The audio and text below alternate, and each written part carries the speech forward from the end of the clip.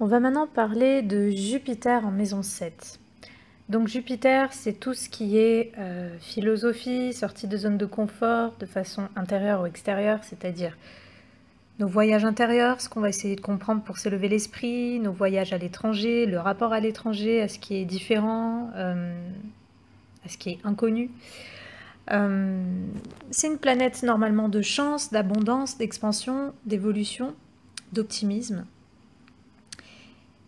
Et ça a aussi un lien avec la justice.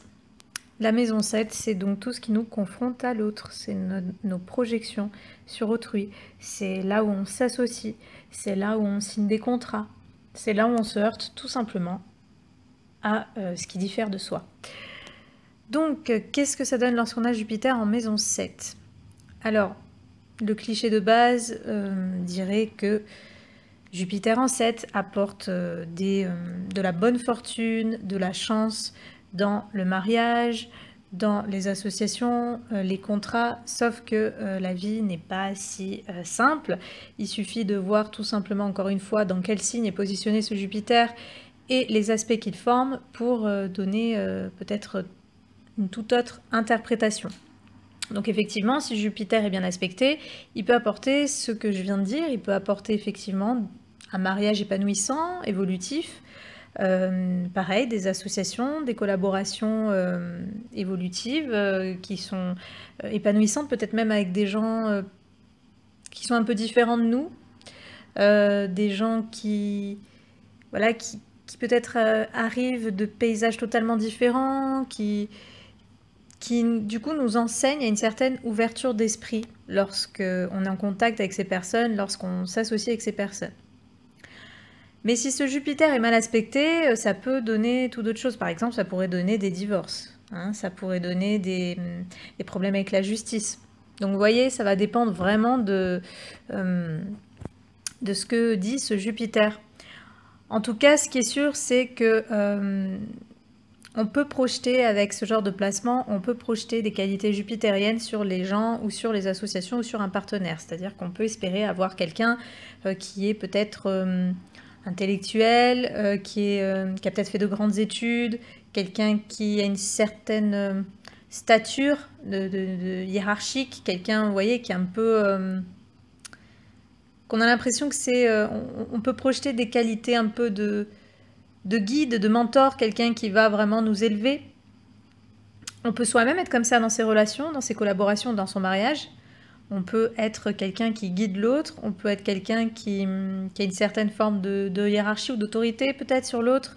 On peut être un enseignant ou en apprendre beaucoup. De toute façon, on en apprend beaucoup. On peut s'enrichir et justement grâce à cette différence, on peut évoluer à travers ces associations. On peut évoluer à travers son mariage, par exemple. Donc voilà, mais il peut y avoir ce jeu de projection, voilà, de projeter des qualités peut-être optimistes, peut-être qu'on cherche quelqu'un qui est drôle, qui est joyeux, qui est bon vivant, qui est optimiste, qui est abondant, qui est généreux dans ses partenariats, dans ses relations, où de toute façon on peut trouver aussi ce genre de personne qui a ce genre de qualités au sein de nos relations, nos collaborations. Dans tous les cas, il peut y avoir voilà, ce désir d'expansion dans notre rapport à l'autre, ou cette expansion, qu'elle soit réellement vécue en nous associant avec les autres. Le souci parfois, c'est qu'il pourrait y avoir aussi des exigences, de grandes attentes, de grandes espérances sur ce qu'on projette sur l'autre ou sur notre rapport à l'autre. Donc par exemple, il pourrait y avoir beaucoup d'attentes et d'exigences concernant un partenaire dans une relation sérieuse. Il pourrait y avoir beaucoup d'exigences concernant les personnes avec qui on s'associe. Donc du coup, si ces exigences ne sont pas remplies, on peut... je dirais pas avoir une certaine prétention, mais on peut peut-être dire non, finalement, je ne vais pas m'associer avec ces personnes-là parce que elle n'est pas à la hauteur de ce que moi j'espère ou...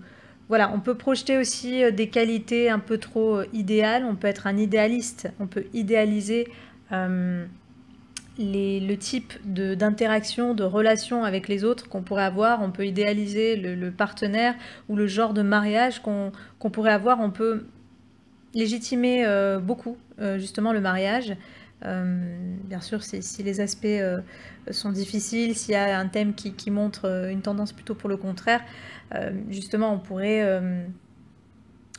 l'interprétation pourrait être différente. Mais voilà, c'est pour ça qu'il faut voir quel aspect forme ce Jupiter. De toute façon, il y a une possibilité d'expansion. Le fait de vous confronter à ce qui est différent de vous, le fait de vous associer avec des gens va participer, on va dire, à votre évolution, notamment votre évolution sociale. Il peut y avoir une figure de justice aussi, c'est-à-dire défendre la justice, défendre certaines lois, ou peut-être avoir envie de changer des lois pour avoir une société un peu plus juste, un peu plus égalitaire. Parce que voilà, Jupiter, c'est aussi la notion de justice et d'injustice. Donc on peut vraiment avoir un côté un peu... je ne sais pas si on peut dire militant, mais pour certaines personnes, il peut y avoir ce côté-là qui ressort. Parce qu'on défend vraiment... on veut trouver les bonnes choses pour tout le monde. On veut que tout le monde ait...